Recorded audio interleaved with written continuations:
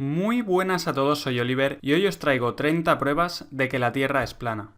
1. Si la Tierra fuera una esfera, deberíamos poder observar su curvatura en el mundo físico real. Sin embargo, todas las pruebas y experimentos que se han realizado para intentar detectar esta supuesta curvatura han dado un resultado nulo. El modelo heliocéntrico oficial dice que la Tierra es una esfera de 40.000 kilómetros de circunferencia. Si esto fuera cierto, el horizonte debería desaparecer de la vista a un ritmo de 8 pulgadas por cada milla de distancia al cuadrado. Samuel Birley Robotham, inventor y escritor inglés, explica este principio en su libro Zetetic Astronomy, Earth Not a Globe. Si la Tierra es un globo de 40.000 kilómetros de circunferencia, la superficie de todas las aguas debe presentar cierto grado de curvatura, ya que cada parte debe ser un arco del círculo total terrestre. Desde la cima de cualquiera de estos arcos habrá una curvatura o caída de 8 pulgadas en la primera milla de distancia. En la segunda milla habrá una caída de 32 pulgadas, en la tercera milla 72 pulgadas y así sucesivamente. La fórmula para calcular la curvatura desde el nivel del mar es 8 multiplicado por la distancia en millas al cuadrado. En cambio, si el observador se encuentra en un punto superior al nivel del agua, la fórmula cambia y es la siguiente. En Cambridge County, Inglaterra, hay un canal artificial de 32 kilómetros de largo llamado Old Bedford. Samuel Robotham puso allí un barco con una bandera a 1,5 metros por encima del nivel del agua. El barco navegó hasta Welney Bridge, a 9,6 kilómetros en línea recta desde donde se encontraba Robotham. Este se colocó en medio del canal con un telescopio que estaba a 20 centímetros sobre el nivel del agua. Robotham miró por el telescopio y comprobó que el barco y la bandera eran perfectamente visibles durante todo el trayecto. Si la Tierra fuera un globo de 40.000 kilómetros de circunferencia, la trigonometría esférica dicta que la punta de la bandera que había en el barco, situada a 1,5 metros sobre el nivel del agua, hubiera estado escondida detrás de 3,5 metros de curvatura. Sin embargo, ese no fue el caso, sino que la bandera pudo ser observada en su totalidad a lo largo de los 9,6 kilómetros. Robotham realizó más experimentos similares en el canal y concluyó que no había ninguna curvatura en la superficie terrestre. Hoy en día hay miles de vídeos en YouTube replicando este experimento, y todos muestran objetos en la distancia que no deberían ser visibles si la Tierra fuera una esfera de 40.000 kilómetros de circunferencia. 2. El fotógrafo Joshua Nowicki realizó el 5 de mayo de 2016 un timelapse de la ciudad de Chicago desde el Whitcomb Senior Living Community en St. Joseph, Michigan. La distancia entre ambos puntos es de 60 millas, es decir, 96 kilómetros, y el fotógrafo se encontraba a 1,80 metros sobre el nivel del mar. Usando el segundo cálculo trigonométrico anteriormente explicado, nos sale que entre el punto en el que estaba el fotógrafo y la ciudad de Chicago habría una caída de curvatura de 650 metros, por lo que cualquier edificio que tuviese una altura menor a 650 metros estaría completamente oculto tras la curvatura terrestre. El edificio más alto de Chicago es el Willis Tower, con una altura de 442 metros, por lo que la parte más alta del edificio debería estar oculta tras 208 metros de curvatura. El timelapse muestra claramente todos los edificios enfocados prácticamente al completo, probando que no hay ninguna curvatura en la superficie terrestre. Después de que este timelapse y otras fotografías de Joshua Nowicki salieran a la luz, varias cadenas de televisión norteamericanas se apresuraron desesperadamente a decir que lo que se ve en las fotografías, en las imágenes, es en realidad un espejismo. Es decir, que las imágenes en realidad eran producto de la refracción de la luz. Dicen que la diferencia de temperaturas en la atmósfera hace que la luz se doble en el horizonte y cree una ilusión óptica. El problema de esta forzada explicación es que los espejismos se diferencian por presentar una imagen claramente distorsionada o invertida, y en el timelapse de Nowicki se puede ver la ciudad de Chicago durante 15 o más horas seguidas, con una imagen nítida y detallada. 3. Desde la costa de Ohairo Bay, en Nueva Zelanda, se pueden ver y fotografiar las montañas de Kaikoura, que están a 130 kilómetros de distancia. Si la Tierra fuera una esfera de 40.000 kilómetros de circunferencia, la curvatura terrestre taparía unos 1.500 metros de estas montañas. 4. Desde la isla de Oahu se puede ver la isla de Kauai, tal y como confirma Terry Robinson con numerosas fotografías y grabaciones tomadas a 60 metros sobre el nivel del mar. La distancia entre ambas islas es de 174 kilómetros, y el punto más elevado de Kauai es el pico Kawaikini a 1.598 metros sobre el nivel del mar. Una vez calculada la supuesta caída de curvatura que tendríamos que observar, nos salen 2.354 metros, por lo que desde Oahu no se podría ver nada que estuviera en la isla de Kauai y que no estuviera por encima de los 2.354 metros. Sin embargo, el punto más alto, el pico Kawaikini, está a tan solo 1.598 metros, por lo que faltarían 756 metros para que pudiera ser visto desde Oahu. 5. El Gran Canal de China tiene 1.776 kilómetros de longitud y según datos oficiales su punto más alto se encuentra en las montañas de Shandong, a 42 metros de altura. Si la Tierra fuera una esfera de 40.000 kilómetros de circunferencia, la trigonometría esférica dicta que el canal formaría un arco siguiendo la curvatura terrestre y su punto más alto estaría en el centro a una altura de 60.940 metros y no a tan solo 42 metros como sucede en la realidad. 6. Sean McCrary, instructor del sistema de misiles Sea Sparrow de la Marina de los Estados Unidos, ha confirmado en varias entrevistas públicas que el sistema de rastreo de estos misiles tiene una variabilidad en la línea de detección del objetivo de tan solo 2 grados. La distancia entre el lugar de lanzamiento del misil y el objetivo suele ser de unos 80 kilómetros, y el radar de detección se encuentra normalmente a 2,5 metros por encima del nivel del mar, ya que los objetivos de estos misiles suelen ser aeronaves que vuelan casi rozando el mar para no ser detectados. Según la trigonometría esférica, si la Tierra fuera un globo de 40.000 kilómetros de circunferencia, la aeronave a 80 kilómetros de distancia estaría a unos 500 metros escondida detrás de la curvatura terrestre, por lo que el misil, que solo puede variar 2 grados su línea de trayecto, no podría alcanzar el objetivo bajo ningún concepto. Sin embargo, siempre que se han llevado a cabo estas operaciones militares, el misil ha alcanzado su objetivo perfectamente, probando que la supuesta curvatura de la Tierra es totalmente inexistente. 7. Muchas personas argumentan que si la Tierra fuera plana, deberíamos poder ver, por ejemplo, el Everest desde cualquier parte del mundo, y que esto no es posible debido a la curvatura de la Tierra. No obstante, estas personas parecen olvidar que la visión humana tiene un límite, que cuanto más se aleja un objeto de nuestra posición, más pequeño se hace. Si ponemos cualquier objeto delante nuestro y lo vamos alejando, llegará un momento en el que debido a la simple perspectiva ya no veremos este objeto. Existen además cosas como la niebla, las nubes, las partículas de polvo, las partículas de agua, la densidad del aire y otras condiciones atmosféricas que afectan enormemente a la visibilidad de los objetos en la distancia. Todo esto explica perfectamente por qué no podemos ver el Everest o cualquier otro objeto a una cierta distancia sin la necesidad de recurrir a la supuesta curvatura de la Tierra. 8. Con los avances tecnológicos es cada vez más fácil comprobar que la Tierra no es una esfera como nos habían contado. Ahora es posible mandar globos a gran altura con una cámara adjuntada para poder ver el horizonte por encima de los 33.000 metros. En YouTube se pueden encontrar cientos de estas grabaciones hechas por aficionados a más de 33 kilómetros de altura y todas muestran un horizonte completamente plano. En un intento desesperado por mantener la teoría de la Tierra esférica con vida, los expertos modernos afirman que para apreciar la curvatura terrestre hay que ascender a más de 80 o más de 100 kilómetros de altura, aunque no aportan ni una sola prueba o cálculo matemático que respalde esta afirmación. No obstante, al hacer nosotros mismos los cálculos matemáticos, vemos que la curvatura sí debería ser claramente apreciable a esas alturas.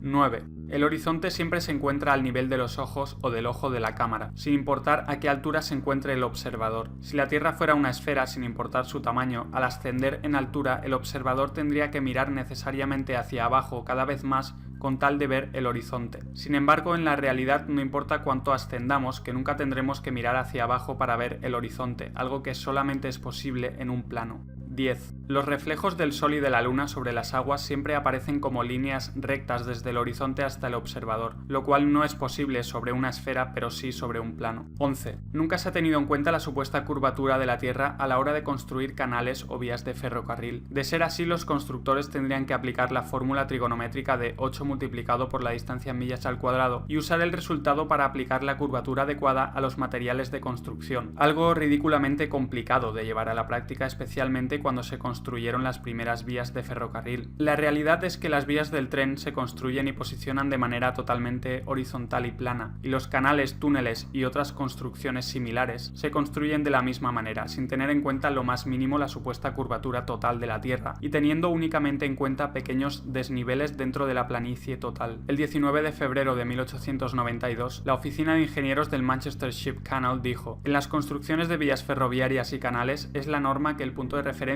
para todas las superficies sea una línea horizontal. En la práctica, a la hora de planificar y realizar obras públicas, no se tiene en cuenta ninguna curvatura de la Tierra. En el Birmingham Weekly Mercury del 15 de febrero de 1890, un ingeniero con 30 años de experiencia escribió sobre su trabajo con vías ferroviarias. Es bien sabido entre los profesionales del sector que los cálculos y procesos que harían falta para incluir la curvatura de la Tierra en nuestras construcciones son imposibles de llevar a la práctica. Todas nuestras locomotoras están diseñadas para viajar sobre una superficie plana. Claro que hay ciertos desniveles aquí y allí, pero siempre son minuciosamente definidos y deben ser atravesados con cuidado. Cualquier cosa parecida a una curvatura de 8 pulgadas multiplicado por el cuadrado de la distancia en millas no sería sostenible para ninguna máquina existente. Solamente podemos reírnos de la gente que nos felicita por llevar a cabo tales proezas, como hacer circular trenes sobre una superficie esférica. Las curvas en una superficie plana horizontal ya son suficientemente peligrosas, las curvas en vertical serían 1000 veces peores y físicamente imposibles de sobrellevar, teniendo en cuenta cómo se construyen las vías. El ingeniero W. Winkler escribió en el Earth Review de octubre de 1893 lo siguiente: como ingeniero con muchos años de experiencia, veo que la absurda idea de tener en cuenta la curvatura de la Tierra solo está presente en libros de texto. Ningún ingeniero soñaría con tener en cuenta algo así. He proyectado muchos kilómetros de vías ferroviarias y de canales, y la curvatura de la Tierra jamás ha sido ni pensada ni tenida en cuenta.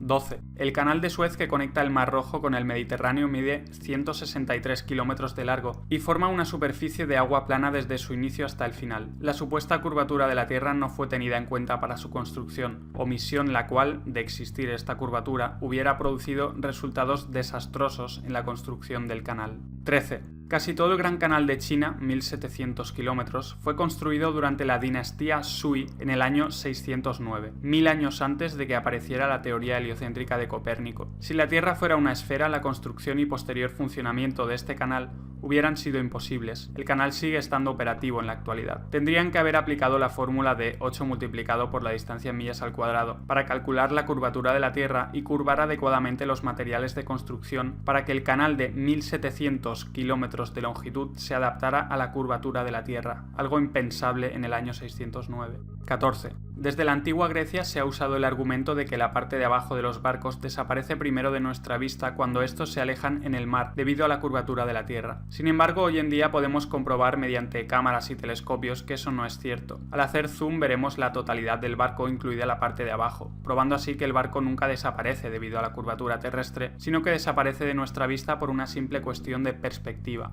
15. Si los barcos desaparecieran en el horizonte debido a la curvatura de la Tierra, también deberíamos poder observar claramente la curvatura en el horizonte de forma lateral. Esto es porque al nivel del mar hay un máximo de 8 kilómetros desde el observador hasta el horizonte, mientras que lateralmente, de izquierda a derecha o viceversa, hay 16 kilómetros o más. Si no se observa ninguna curvatura en el horizonte lateralmente a lo largo de 16 kilómetros o más, es imposible que los barcos desaparezcan en el horizonte a lo largo de tan solo 8 kilómetros al frente debido a la curvatura de la Tierra. 16. La naturaleza de los fluidos es la de estar y permanecer nivelados. Cuando este estado se ve afectado por cualquier influencia externa, el líquido se mueve hasta volver a recobrar su nivel. Mr. W. T. Lin del Royal Observatory de Greenwich, en su First Principles of Natural Philosophy, escribió: la superficie de un fluido en reposo es la de un plano horizontal.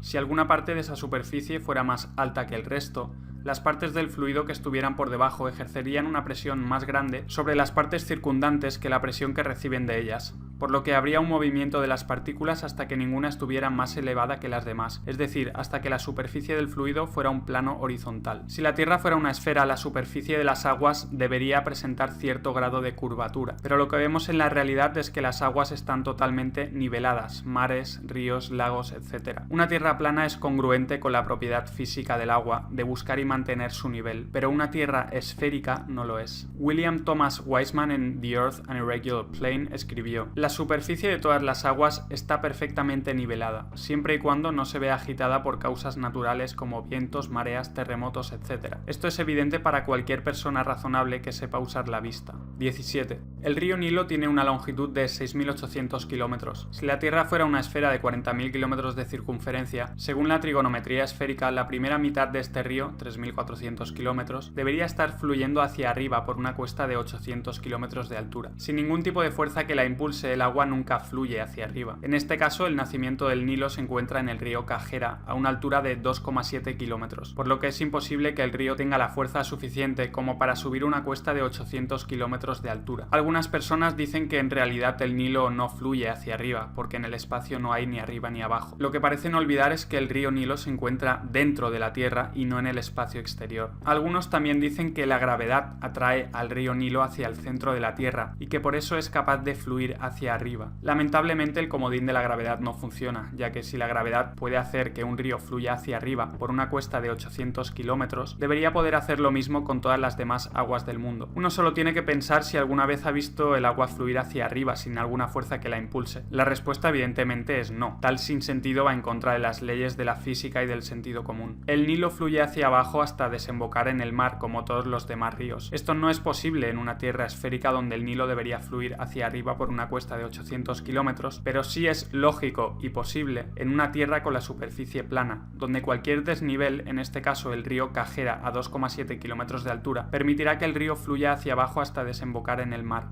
18. En el año 240 a.C., Eratóstenes calculó la circunferencia de la Tierra y supuestamente probó que era esférica usando dos palos situados a una distancia concreta, midiendo la diferencia de longitud de las sombras que proyectaban estos dos palos. Este experimento se basaba en que los rayos del Sol entraban a la Tierra en ángulos paralelos, como cabría esperar si el Sol estuviera a 150 millones de kilómetros de distancia. Sin embargo, esta supuesta prueba de la esfericidad de la Tierra contradice el hecho observable de que los rayos del Sol forman ángulos convergentes creando una pirámide a través de las nubes, lo que se llaman rayos crepusculares. La explicación oficial de los rayos crepusculares es que la atmósfera terrestre refracta la luz solar y por eso se crea la forma piramidal. Si este fuera el caso, la prueba de los dos palos de Eratóstenes no sería válida, ya que se basa precisamente en que la luz solar entra en ángulos paralelos. Esto nos lleva por tanto a dos posibilidades. 1. Que la atmósfera refracta la luz solar, pero Eratóstenes estaba equivocado sobre la esfericidad y el tamaño de la Tierra. O 2. Eratóstenes tenía razón, pero la atmósfera no refracta la luz solar y por lo tanto los rayos solares crepusculares prueban que el Sol está muy cerca. Cualquiera de las dos opciones presenta un grave problema para el modelo heliocéntrico.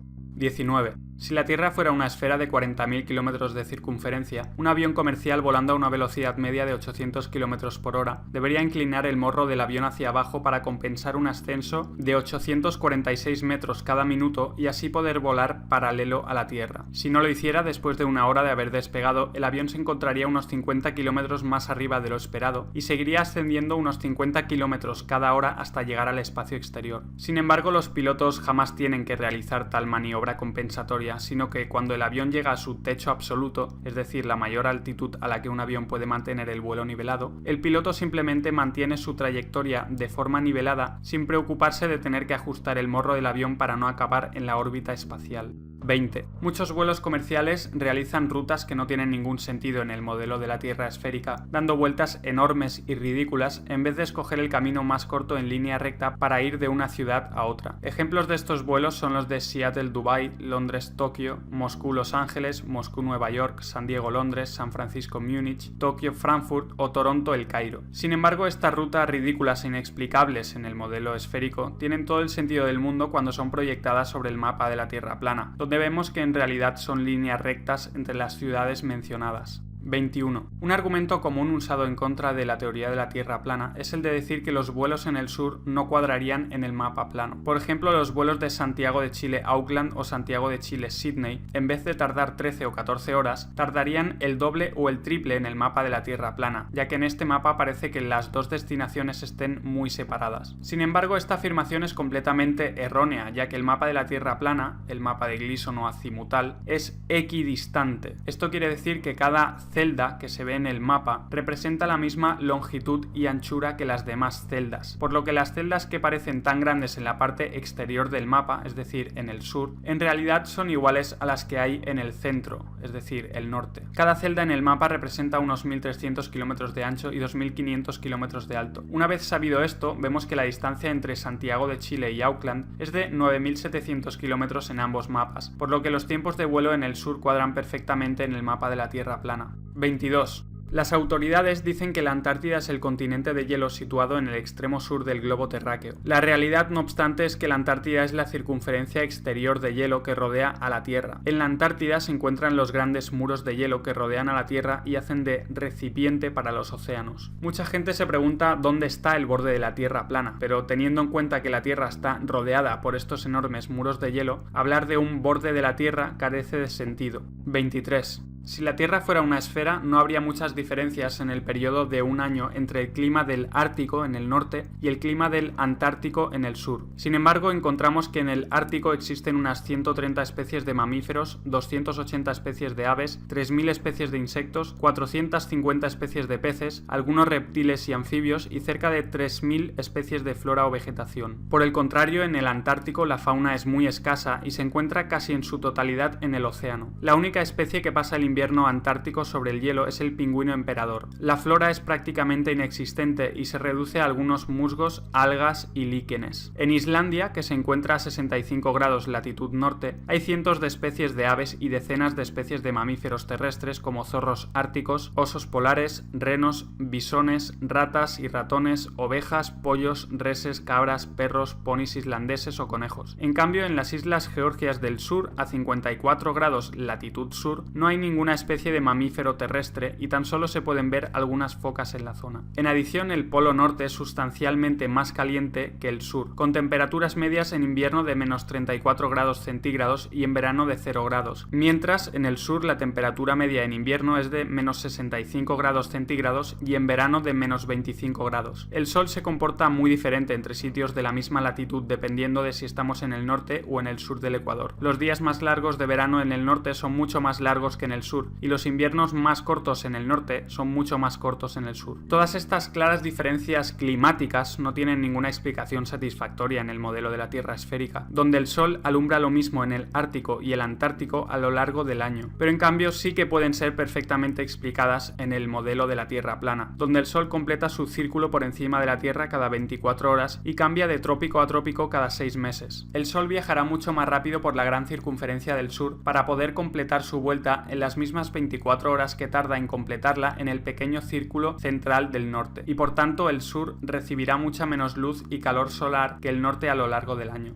24. Si la Tierra fuera una esfera, la distancia alrededor de su superficie a 45 grados latitud sur no podría ser muy diferente a la que hay a 45 grados latitud norte. Sin embargo, navegantes y pilotos se encuentran con que la distancia alrededor de la Tierra a esa latitud sur es, como mínimo, el doble a la que hay en la misma latitud norte. Esto es totalmente incompatible con el modelo de la Tierra esférica, donde la distancia debería ser prácticamente la misma, ya que nos encontramos en una esfera o un globo. Pero es algo totalmente lógico en el modelo de la Tierra plana, donde la superficie terrestre se expande hacia el sur a medida que uno se aleja del polo norte, teniendo por tanto que recorrer mucha más distancia para rodear la Tierra en la gran circunferencia del sur que en la pequeña parte central del norte. 25. El polo sur es un lugar necesario dentro del modelo de la Tierra esférica, ya que sería el punto opuesto al polo norte en el globo terráqueo. Sin embargo, la única prueba de su existencia son unas banderas, un palo con una esfera metálica encima y vídeos e imágenes que supuestamente han sido tomadas allí. No obstante, las banderas, la bola metálica y todas las imágenes y vídeos se podrían haber hecho en cualquier punto aleatorio de la Antártida, que la Tierra plana es la gran circunferencia de hielo del sur. Por tanto, unas cuantas banderas e imágenes tomadas en un lugar helado no son ninguna prueba de que haya un polo sur en una Tierra esférica.